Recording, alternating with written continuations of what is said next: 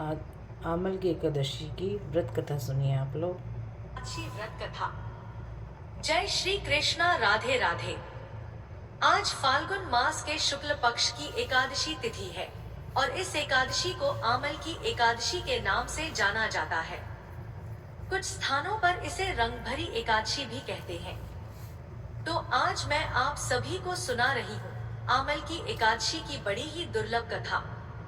इन कथाओं को सुनने से मनुष्यों के सभी पाप और संकट कट जाते हैं तथा समस्त मनोकामनाओं की पूर्ति होती है। तो आप लोग बड़ी ही श्रद्धा और प्रसन्न चित्त मन से इन कथाओं को पूरा अवश्य सुनिएगा।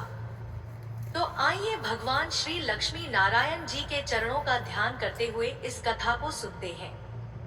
भगवान श्री कृष्ण के श्री मुख से विजया एकादशी की कथा एवं महात्म्य सुनकर युधिष्ठिर बोले, हे मधुसूदन, आपके श्री मुख से फाल्गुन माह के कृष्ण पक्ष को आने वाली विजया एकादशी का महात्म्य और कथा सुनकर मैं तृप्त हो गया हूँ और अब मैं फाल्गुन माह के शुक्ल पक्ष को आने वाली एकादशी तिथि के बारे में जानने को उत्सुक हूँ। अतः हे मधुसूदन, इस एकादशी को किस नाम से जाना जाता है? इस एकादशी व्रत का क्या विधि और विधान है? इस व्रत में हमें किस भगवान की पूजा करनी चाहिए? इस एकादशी व्रत के फलस्वरूप हमें किस पुण्य फल की प्राप्ति होती है? मुझसे विस्तार पूर्वक कहें। युधिष्ठिर की बात सुनकर भगवान श्री कृष्ण बोले, हे राजन, फाल्गुन माह के शुक्ल पक्ष को आने वाली एकादशी को आमल की एकादशी के नाम से जाना जाता है। इस एकादशी व्रत के प्रभाव से समस्त पापों का नाश होता है। इस एकादशी को करने पर प्राप्त होने वाला पुण्य फल 1000 गौ दान के समान है। हे राजन, अब मैं आपको आमल की एकादशी की व्रत कथा सुनाने जा रहा हूँ, जो ऋषि वशिष्ठ जी ने राजा मांधाता को सुनाई थी। इस कथा को ध्यान पूर्वक सुनना। भगवान श्री कृष्ण बोले, एक समय की बात है जब राजा मांधाता ऋषि वशिष्ठ के आश्रम पहुंचे और उनसे निवेदन करने लगे। राजा मांधाता बोले, हे मुनिवर, आप सर्व वेदों के ज्ञाता हैं। आप मुझ पर कृपा करें और मुझे कोई ऐसी कथा सुनाने का कष्ट करें जिससे मेरा कल्याण हो। महर्षि वशिष्ठ बोले, हे राजन, तुमने बड़ा ही उत्तम विचार प्रकट किया है। सर्व कल्याण हेतु आज मैं तुम्हें एक ऐसी कथा अवश्य सुनाऊंगा। सभी व्रतों में सबसे उत्तम और मनुष्य के अंत समय में उसे मोक्ष प्रदान करने वाली आमल की एकादशी की कथा। अतः इस कथा को बड़ी ही श्रद्धा पूर्वक सुनना। एक समय की बात है, वैदेश नामक एक नगर हुआ करता था, जहाँ ब्राह्मण, क्षत्रिय, वैश्य और शूद्र सभी वर्ण के लोग बड़े ही आनंद से अपना जीवन निर्वाह किया करते थे। वहाँ सदैव वेद ध्वनि गूंजा करती थी और इस नगर में पापी, दुराचारी और नास्तिक कोई भी नहीं था। उस खुशहाल नगर में चैत्रथ नामक चंद्रवंशी राजा राज्य किया करता था। राजा अत्यंत विद्वान और गुणी था। नगर में कोई भी व्यक्ति दरिद्र और कंजूस नहीं था। सभी नगरवासी परम विष्णु भक्त और अबला वृद्ध, स्त्री, पुरुष सभी एकादशी का व्रत किया करते थे। एक दिन फाल्गुन माह के शुक्ल पक्ष की आमल की एकादशी का पर्व आया। उस दिन सभी प्रजाजनों ने हर्ष पूर्वक इस व्रत का अनुष्ठान किया।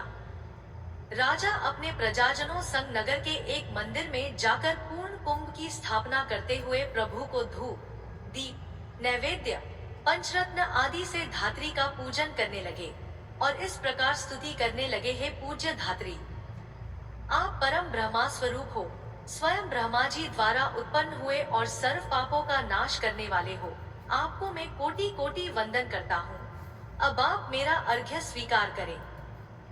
आप स्वयं श्री रामचंद्र जी द्वारा पूजनीय हो। मैं आपकी स्तुति करता हूँ, अतः आप मेरे सभी अवगुणों का नाश करो। भगवान धात्री की स्तुति के साथ ही सभी ने उस रात्रि जागरण भी किया। रात्रि के समय वहां एक बहेलिया आया। वह अत्यंत पापी और अधर्मी था। वह अपने परिवार का भरण पोषण जीव हत्या करके किया करता था। उस समय भूख प्यास से अति व्याकुल वह बहेलिया मंदिर में हो रहे जागरण को देखने मंदिर के कोने में जाकर बैठ गया और भगवान श्री हरि की एकादशी कथा का महात्म्य सुनने लगा। इस तरह वहां उपस्थित अन्य नगर जनों की भांति उसने भी पूरी रात्रि जागरण करते हुए बिता दी। प्रातः काल होने पर सभी नगरवासी अपने घर को चले गए और वह बहेलिया भी अपने घर को चला गया। घर जाकर उस बहेलिये ने भोजन किया और कुछ समय पश्चात उस बहेलिये की मृत्यु हो गई। किंतु आमलिका एकादशी व्रत के कारण उसने अगले जन्म में राजा विदुरथ के घर जन्म लिया और वह वसुरथ के नाम से जाना गया। आगे जाके युवा होने पर वह चतुरंगिनी सेना और धन धान्य से परिपूर्ण होकर 10,000 ग्रामों का पालन करने लगा। उसकी प्रतिभा तेज में सूर्य के समान, कांति में चंद्रमा के समान, वीरता में स्वयं भगवान विष्णु के समान और क्षमा में माता पृथ्वी के समान थी। वह अपने युग में महान धर्मनिष्ठ, सत्यवादी, कर्मवीर और परम विष्णु भक्त था। वह अपनी प्रजा का समान भाव से पालन करता था। वह परम दानवीर था और दान देना उसका नित्य कर्म भी था। एक दिन राजा आखेट करने हेतु जंगल में गया। दैवयोग के कारण वह मार्ग भूल गया और दिशा की अज्ञानता के कारण वह एक वृक्ष के तले जाकर सो गया।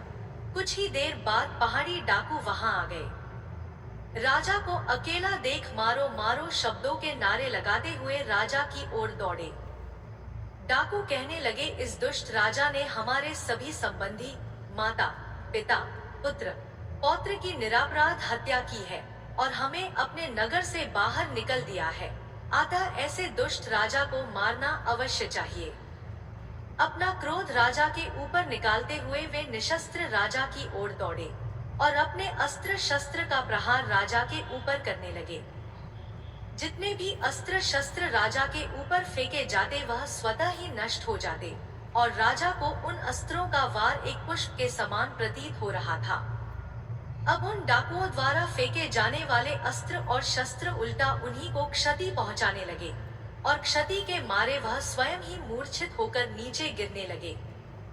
उसी पल राजा के शरीर से एक दिव्य प्रकाश उत्पन्न हुआ और उसमें से एक बहुत ही तेजवान स्त्री का आगमन हुआ। वह स्त्री सुंदर अवश्य थी, किंतु उसकी भ्रिकुटी टेढ़ी थी।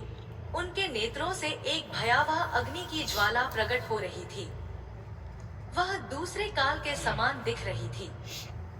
राजा पर प्रहार हो रहा देख वह उन डाकुओं का संहार करने उनके पीछे दौड़ी और कुछ ही समय में उसने सभी डाकुओं का संहार कर दिया। कुछ समय पश्चात जब राजा जागृत अवस्था में आया तो उसने सभी डाकुओं को मरा हुआ पाया। सभी डाकुओं को मरा हुआ देख वह आश्चर्यचकित हो उठा और सोचने लगा कि इन डाकुओं को आखिर किसने मारा होगा। इन निर्जन वन में ऐसा कौन है जो मेरा हितैषी है, जिसने मेरे प्राणों की रक्षा की है। तभी एक आकाशवाणी हुई, हे राजन, इस संसार में भगवान श्री हरि विष्णु के अतिरिक्त और कौन है जो तुम्हारी सहायता कर सकता है। इस आकाशवाणी को सुन उसने भगवान श्री हरि विष्णु की स्तुति गाते हुए उनको साष्टांग नमन किया। अब राजा पुनः अपने राज्य को गया और सुख पूर्वक राज्य करने लगा। अंत में महर्षि वशिष्ठ बोले, हे राजन, यह आमल की एकादशी का प्रभाव था। इस एकादशी का व्रत करने वाला हर मनुष्य अपने सभी कार्यों में निश्चित रूप से सफलता प्राप्त करता है और अपने अंत समय में विष्णुलोक को प्राप्त होते हैं। एक बार प्रेम से बोलिए, श्री लक्ष्मी नारायण भगवान की जय। आइए